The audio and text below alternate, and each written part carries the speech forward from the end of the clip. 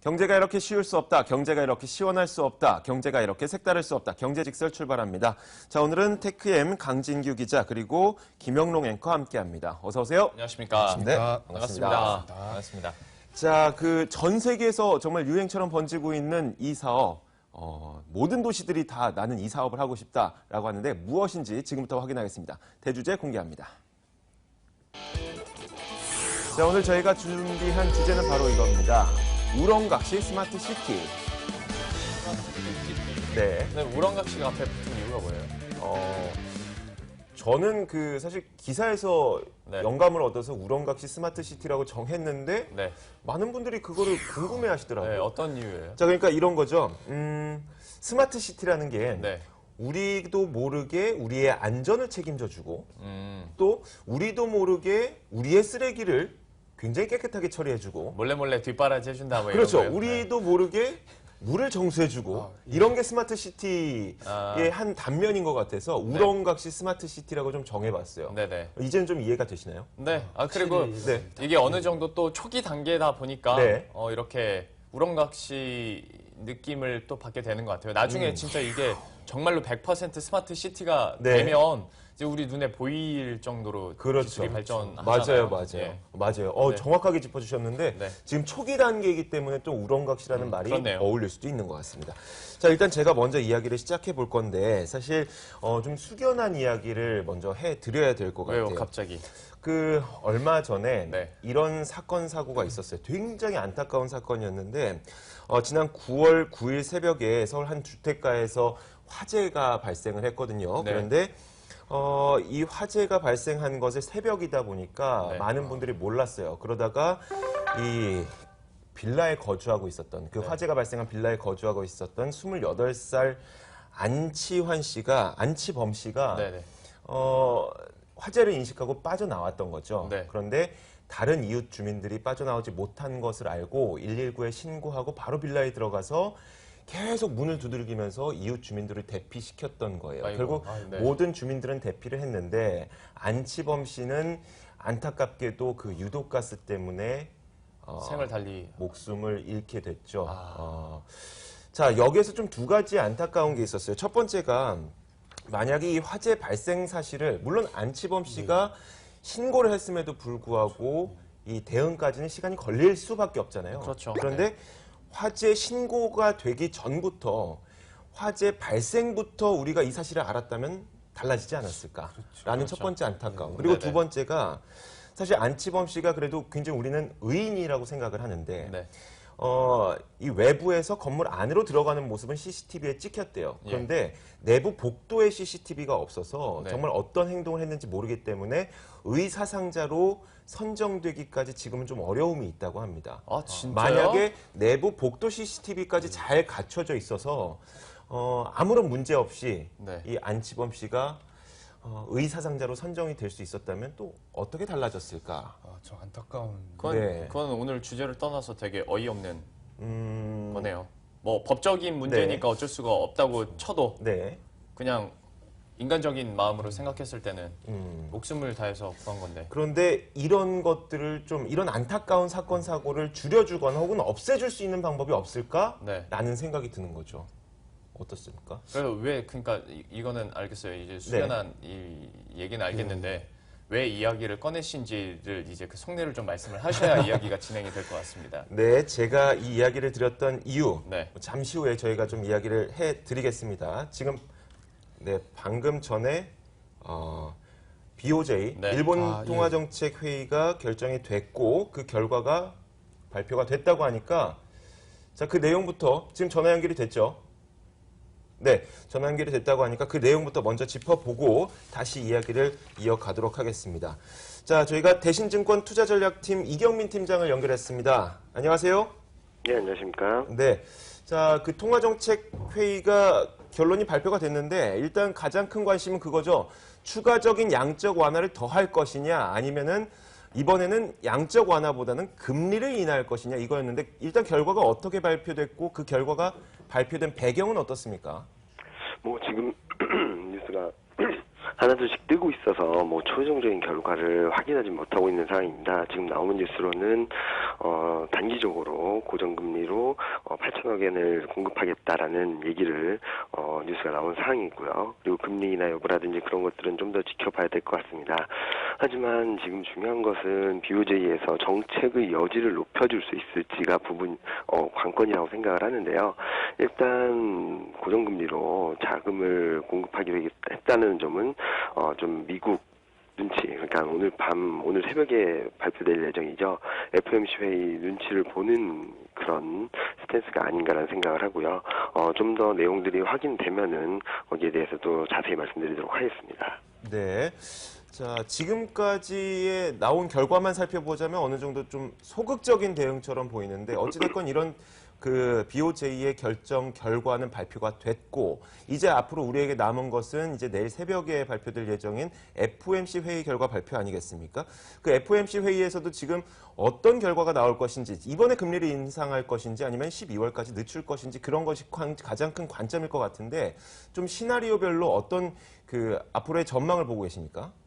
일단 미국 FOMC 회의 결과는 금리 인상이든 동결이든 궁극적으로든 시장에 통화 정책 안도감을 줄 수 있다고 생각을 합니다. 다만 금리 인상을 결정할 경우에는 지금 시장 자체가 워낙 금리 동결을 기대하고 있는 상황이었기 때문에 단기 충격을 받은 이후에 좀 안도하는 그런 흐름으로 예상을 하고 있고요. 반면에 금리 동결을 단행한다면은 그래도 이렇게 좀 시장은 출렁이지 않을까라는 예상을 합니다. 왜냐면은 12월 달에 있을 FOMC 회의에서 금리 인상을 할 수 있다라는 강력한 좀 매파적인 시그널을 보여줄 수 있기 때문에 이런 부분들을 본다면은 단기 변동성 확대 이후 상승 반전하는 흐름을 보일 것으로 예상을 하고 있습니다. 오늘 BOJ 결과도 좀 더 지켜봐야 되긴 하겠지만 궁극적으로는 FOMC 회의 눈치 보기였다는 점 그런 부분들에 있어서 FOMC와 BOJ가 맞물리면서 시장 자체의 흐름에는 단기적인 변동성, 교란 요인은 될 수 있겠지만 추세적인 변화를 야기하진 않을 것으로 예상을 하고 있습니다. 추세적인 변화라고 하는 것은 금리가 인상 기조로 갈 것이다. 그러니까 반대로 이야기하자면 미국의 경제 회복은 계속 진행이 되고 있다. 이런 얘기겠죠? 네, 그렇습니다. 지금 현재 보면은 미국 경기 회복은 계속되고 있다는 상황이지만 금리 인상 스탠스는 좀 더 완만하게 진행될 수 있다는 기대 심리가 시차를 두고 유입될 수 있고 그로 인해서 시장 자체의 흐름은 좀 더 안정을 찾아갈 수 있다라고 생각을 하고 있습니다. 그런 가운데 있어서도 아직까지는 여러 가지 불확실성 변수들이 남아 있거든요. 무엇보다도 이제 10월 들어서면서부터는 이제 3분기 실적 시즌에 돌입하게 됩니다. 3분기는 환율, 국내 기업들을 보면은 환율적인 측면에서 환율 효과가 소멸되는 시점이고요. 그리고 원자재 가격들의 하락으로 인해서 수혜를 받았던, 그러니까 원자재 비용 감소로 유입되었던 수익성 개선도 조금은 제한적일 것으로 예상을 하고 있습니다. 이런 부분들을 봤을 때 10월 들어서부터는 10월 중순 이후부터는 다시 변동성이 커질 수 있어서 아직까지는 추세를 기대하기보다는 단기적인 트레이딩 관점에서 접근을 하시는 것이 맞지 않나 생각을 하고 있습니다. 자, 외환 시장까지만 짚어볼게요. 일단 최근에 엔고 때문에 일본이 굉장히 몸살을 앓고 있지 않습니까? 최근에는 그 엔달러 환율이 100엔을 이탈하기도 하는 모습이 나타나기도 했는데, FOMC와 BOJ가 종료된 이후에 엔화 향방은 어떻게 될 것이고 그것이 우리 경제에 미치는 영향은 어떻게 될까요? FOMC 회의, BOJ 회의 이후에는 엔화 약세, 달러 강세가 단기적으로 출현한 이후 조금은 변동성이 잦아드는 모습을 예상을 하고 있습니다. 이런 부분들은 그동안 급등락을 보이면서 원달러 환율, 엔달러 환율, 달러 인덱스 모두 변동성이 큰 모습이었는데요. 이런 부분들이 안정을 찾을 경우에는 단기적으로는 다시금 2050선 돌파 시도는 가능하다고 생각을 합니다. 알겠습니다. 자, 지금까지 대신증권 투자전략팀 이경민 팀장이었습니다. 말씀 고맙습니다. 네, 감사합니다. 네. 자, 지금 방금 소식이 있어서 저희가 전해드렸고요. 계속해서 이야기를 좀 이어가 보겠습니다.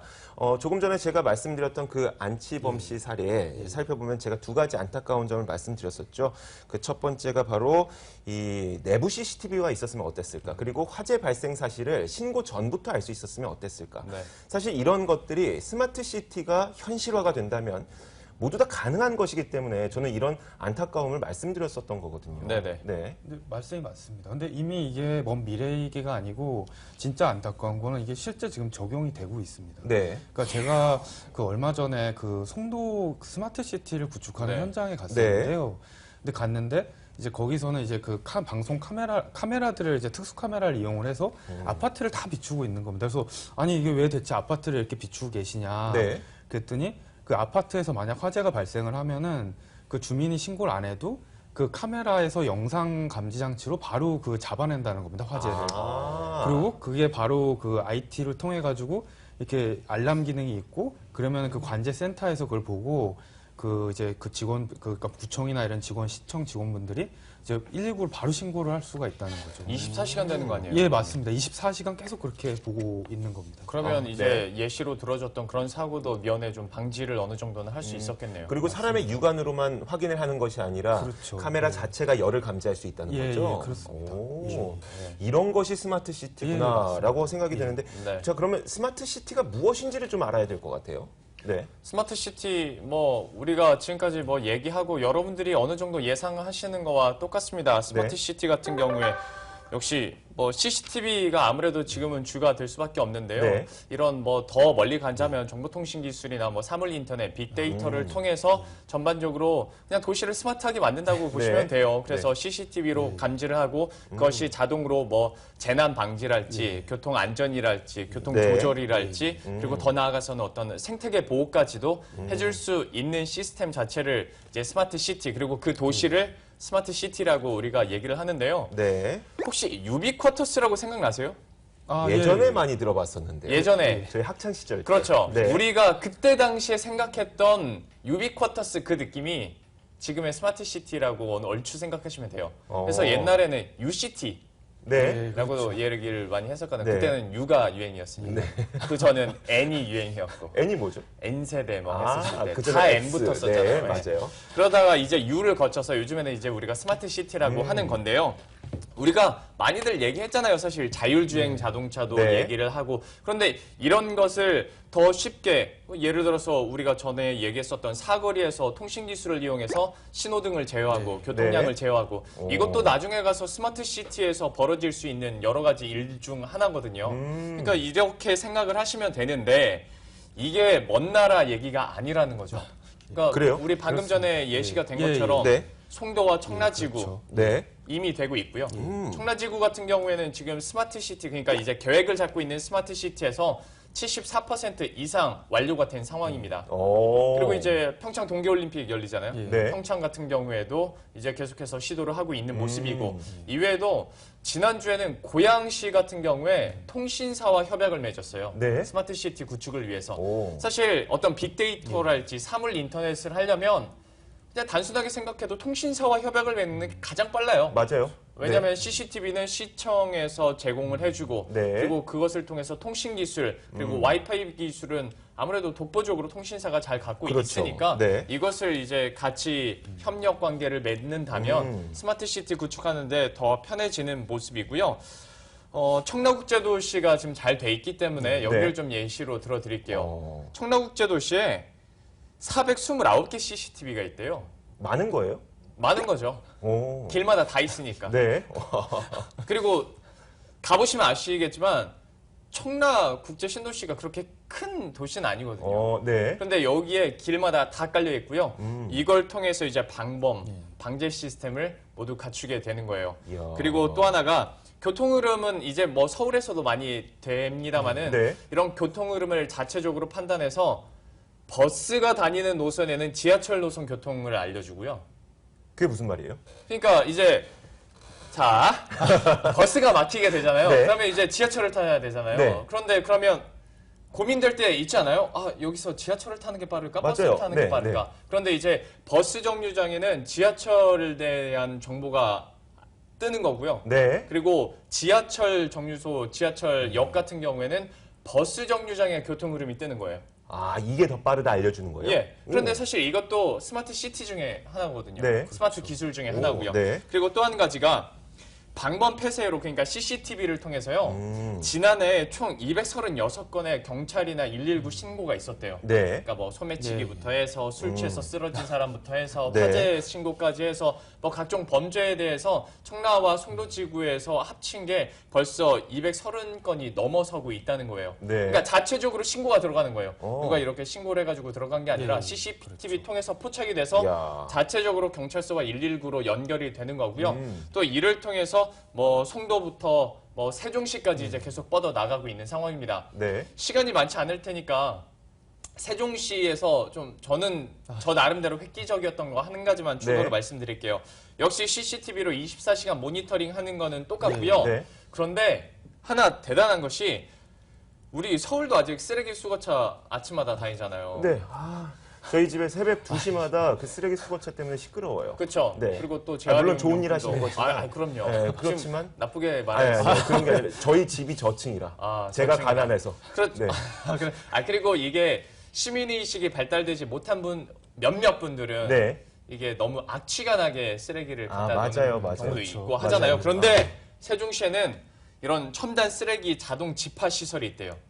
그래서 맞습니다. 여기는 수송차, 수거차가 이렇게 돌아다니는 게 아니라요. 네. 길을 가다 보면 여기에 수송 관로와 연결되어 있는 통이 있대요. 이야. 거기다 버리면 얘가 흡입을 시켜줘서 네. 지하로 그게 다 가는 거예요. 어. 그래서 시설 처리장까지 다이렉트로 간답니다. 네. 그래서 수거차가 돌아다닐 일도 없고 거리에 쓰레기 냄새가 날 일도 없다는 야, 거예요. 네. 자, 다시 이런 한번 것도 스마트 말씀드리지만 시스템. 네. 제가 일단 시끄럽다고 말씀드렸던 거는 정말 죄송하다는 말씀을 드리겠습니다. 정말 큰 실수를 네네. 했고요. 아니야, 그렇게 생각하는 사람 없을 거예요. 저는 그리고 한 가지 예. 굉장히 이거 굉장히 혁신적이다 했던 네. 스마트 시티 예. 기능 하나 있었어요.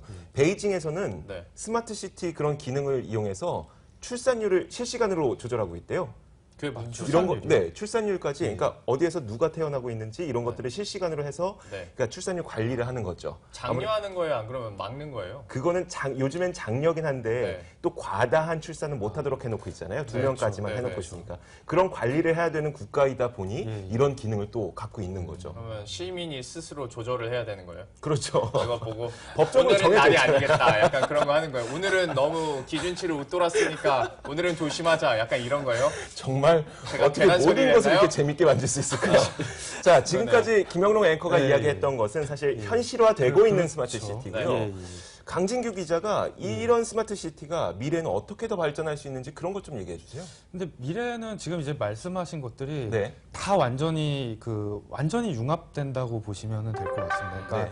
이제 도시의 에너지 문제, 환경 문제, 교통 문제, 그다음에 이제 거주 문제까지 네. 다 이제 이게 융합이 되는데 네. 근데 이게 보면은 되게 지금 이미 현실로부터 이제 적용이 되고 있으니까 보면 지금 뭐 삼성전자나 LG전자가 스마트홈 얘기를 많이 하고 있는데요. 그렇죠. 네. 그럼 이제 가정 내에서 가전 제품들끼리 이제 그 스마트 연결이 돼서 이제 사용자 더 편하게 쓴다는 그렇죠. 겁니다. 사물 인터넷. 네, 네. 그렇죠. 근데 이게 앞으로는 그 스마트홈이 확대가 돼서 아파트 단지가 이제 그 스마트하게 되고 다시 오. 아파트 단지들이 연결돼서 도시가 또 다시 스마트하게 되고 네. 그런 식으로 이게 도시 전체가 다 이제 그 네트워크로 연결이 된다는 거죠. 네. 근데 그렇게 되면은 이제 그런 각종 이제 예를 들면은 그 어느 지역에서 갑자기 가스가 새고 있다. 네. 그럼 지금은 그 뭐 이렇게 냄새가 나거나 사고가 나야지만 알 수가 있는데 네. 그 이제 다 연결이 돼 있기 때문에 이제는 다 알 수가 있다는 거죠. 어느 집에서 가스가 새고 있다. 네. 그럼 그 불이 나기도 전부터 벌써 이제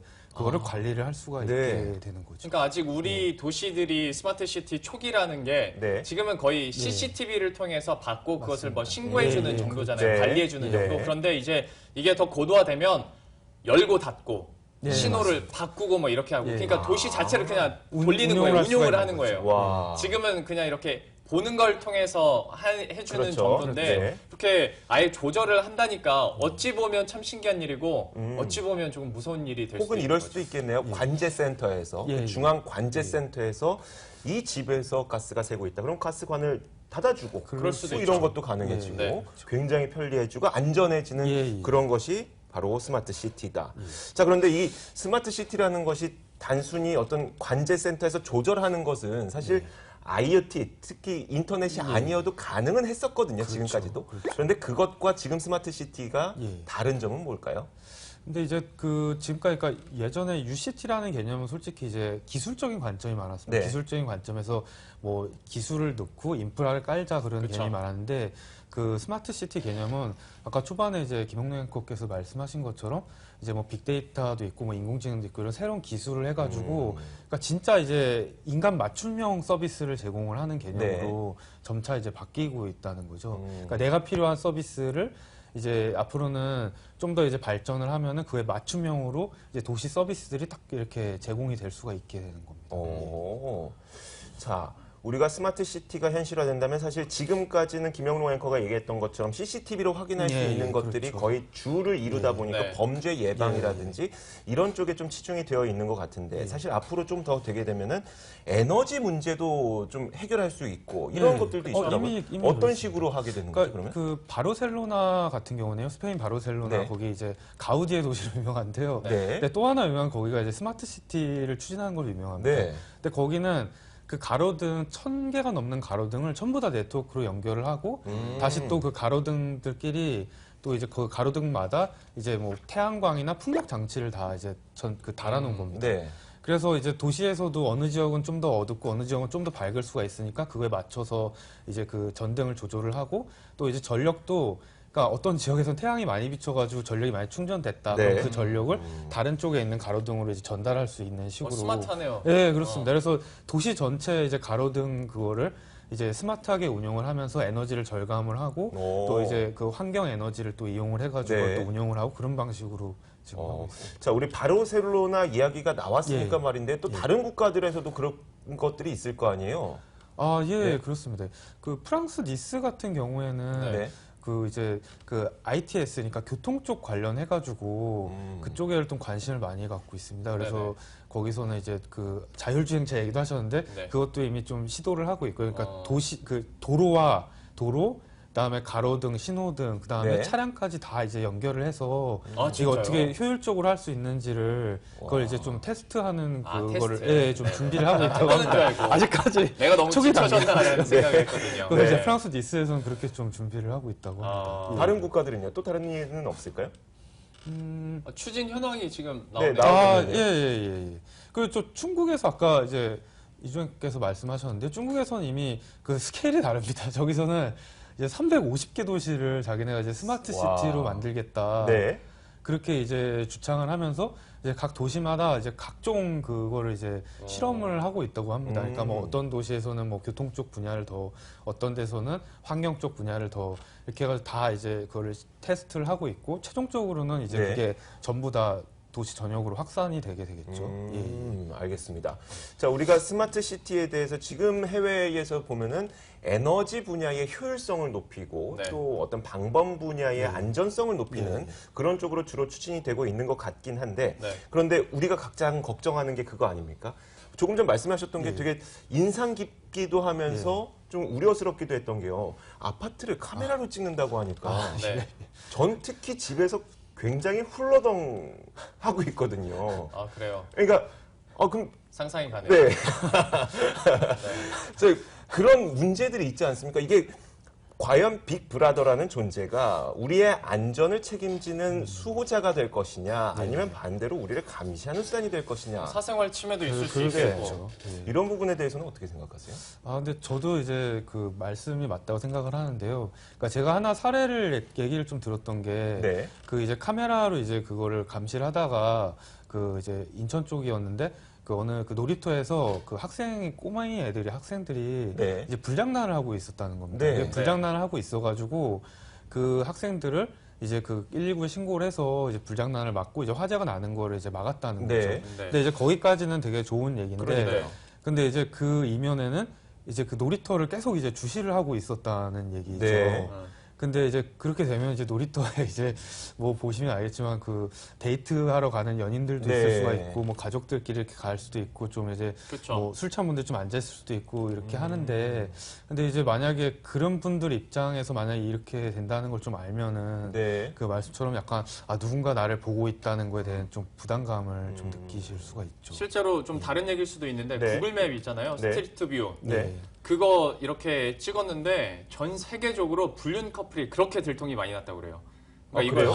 찍으러 다니잖아요. 네. 예. 찍으러 다니다 보면 길거리 지나가던 불륜 커플이 그 자동차에 찍히는 거예요. 그래서 얼굴을 얼굴은 네. 가리는데도 불구하고 아는 사람이 보면 그럼요, 알잖아요. 그럼요. 그러다 보니까 이제 불륜 커플이 엄청 들통났다 뭐 이런 우스갯소리도 있었는데 와. 실제로 CCTV가 전국에서 전 각지에서 뭐 사각지대 없이 계속 예. 찍고 있으면 네. 바깥에서 내가 뭘 하고 있는지 너무 잘 알 테고 그리고 그것을 수집해서 취합해서 받는 사람은 있기 마련인 거잖아요. 네. 그걸 우리가 이제 빅브라더라고 얘기하는데 예. 그 빅브라더가 왜 내 사생활까지 다 감시하고 있느냐에 대해서는 좀 회의감이 들 수가 있을 것 같아요. 혹시 그 강진규 기자님이 이런저런 취재를 하면서 스마트 시티와 관련해서 취재를 하면서 그럼 이런 논란은 사실 옛날부터 계속 있어 왔던 거잖아요. 예, CCTV를 맞습니다. 계속 확대해야 된다는 예. 그런 이야기가 있었을 예, 때부터 이 논란에 대해서 좀 마땅한 해결책이라든지 이런 방향이 좋겠다 이런 해결책을 제시해 줬던 그런 분들이 있었나요, 혹시? 그러니까 말씀처럼 이제 그 CCTV 쪽 관련해가지고 그 네. 전부터 이제 CCTV는 많이 운영을 하고 있었기 때문에요. 네. 그래서 좀 얘기가 됐었던 게 이제 그런 그 자료를 장기간 보존하지 말고 짧게만 보존을 하자. 그러니까 진짜 이제 사고 예방이나 안전에만 쓰고 그걸 이제 바로바로 삭제를 하자는 거죠. 이제 네, 며칠 네. 내로 이제 삭제를 하는 식으로 하고 그 다음에 이제 거기 이제 자료를 수집을 하더라도 그거에 대해서는 좀 제한을 하자는 거죠. 네. 그러니까 이제 뭐 무작정으로 이제 그 모든 뭐 CCTV 영상을 다 이제 수집을 하는 게 아니고 네. 거기서 좀 약간 이상 징후가 있다거나 근데 이제 요즘에는 기술이 발전을 해서 이상 징후 같은 건 이제 아까 네. 화재 잡아내는 것처럼 이제 잡아낼 수가 있거든요. 아니 행동이 좀 이렇게 뭐 사람이 폭행을 하려고 그런다거나 그러면 이제 그걸 마이너리티 리포트네요. 그거 와. 일을 예상해가지고 좀 낌새 이상하면 잡으러 가는 거. 어, 아니 좀 뭐 많이 나가면 좀 그렇긴 한데 근데 이제 그런 많이 나가요. 제가 너무 많이 나갔나요? 네, 좀 알겠습니다. 그런 특정한 영역만 이제 딱 이제 그거를 데이터를 저장을 하고 그것만 이제 수집을 하자는 거죠. 근데 일반적인 데이터는 솔직히 뭐 사람들끼리 걸어가거나 네. 뭐 그냥 이렇게 아파트 이렇게 관망하고 있거나 하는 거는 전혀 수집할 필요가 없잖아요. 그렇죠. 데이터 낭비이기도 그렇죠. 하고. 그것도 그렇고 그 우리가 차량용 블랙박스를 보더라도 예, 모든 예. 데이터를 다 하는 건 저장하는 건 아니죠. 아니잖아요. 네, 어떤 맞습니다. 이벤트가 있을 때 맞습니다. 뭐 차량이 크게 충격을 받았다거나 예. 그래서 저는 여기서 또 하나의 이건 좀 이상한데라고 들었던 게 네. 블랙박스 얘기가 나온 김에 네. 블랙박스에서 문제가 있는 게 찍혔어요. 네. 근데 며칠간 모르고 있다가 한 일주일 후에 다시 확인하려고 하면 블랙박스에 이미 지워져 있는 경우 있잖아요. 네. 용량 때문에. 네. 만약에 진짜 이걸 보완하자 해서 짧게만 저장하고 바로바로 지우자라는 네. 같은 경우에는 뭐 며칠 전이나 몇 주 전, 몇 달 전에 있는 거는 그대로 삭제되는 걸 수도 있으니까 네. 이것도 또 좀 맹점이 있을 수 있겠네요. 그러겠네요. 네. 또 애매한 그 시기를 규정하는 문제도 굉장히 애매할 그러게요. 수가 있고, 네. 그러니까 이 부분도 정말 많은 논의 끝에 그거 참 쉽지 정해져야 않네요, 될 것 진짜. 같고, 네. 그것도 그리고 맞는 말씀입니다. 네, 그 방법을 위해서 어디까지 CCTV를 우리가 정보를 확보할 것이냐 이것도 사실 정해야 되는 거고요. 예. 물론 에너지라든지 쓰레기 처리 문제, 예. 하수 처리 문제 이런 것들에 대해서는 굳이 어떤 규정은 필요 없겠지만 우리의 개인 사생활을 침해할 수 있는 그런 부분에 대해서는 아직까지도 논의를 해야 될 부분이 많고 네. 규정을 해야 될 부분이 좀 많이 있는 것 같습니다. 네네. 자, 그럼 저희가 이제 스마트 시티에 대해서 한마디씩 결론을 좀 내려보도록 하죠. 먼저 강진규 기자님 먼저 말씀해 주세요. 예. 저희가 이제 논의했던 것 중에 보면은 이제 스마트 시티가 이제 명함이 있으니까 장점도 있고 단점도 있고 합니다. 근데 뭐 단점이 있기는 한데 이제 아무리 단점이 있다 그래도 저는 이게 이제 대세라고 봅니다. 네. 초반에 그 안치범 씨 사례를 말씀하신 것처럼 네. 그런 이제 무고한 이제 그 희생들을 좀 막고 그다음에 우리 도시 안전을 좀 많이 지킬 수가 있다면은 그거는 이제 그 필연적으로 그렇게 갈 수밖에 없다 생각하고요. 네네. 그 과정에서 우리가 다만 이제 그 단점을 좀 보완해서 가면은 될 것 같습니다. 그래서 저는 스마트 시티는 대세이자 필연이다 이렇게 생각을 합니다. 네, 맞는 것 같습니다. 김영로 앵커는요? 저는 저희가 말미했던 그 얘기들과 일맥상통할 것 같은데요. 네. 제 결론직설은 마이너리티 리포트와 이글아이 사이로 해봤습니다. 영화 네. 혹시 두 개 보셨는지 모르겠습니다만은 저의 베스트 무비 가운데 예. 둘 다 많죠. 아 그래요. 네. 마이너리티 리포트 같은 경우에는 물론 마지막 말미 부분에는 이런 인공지능이나 빅데이터에 대한 문제점이 나오긴 했습니다만은 네. 초반에는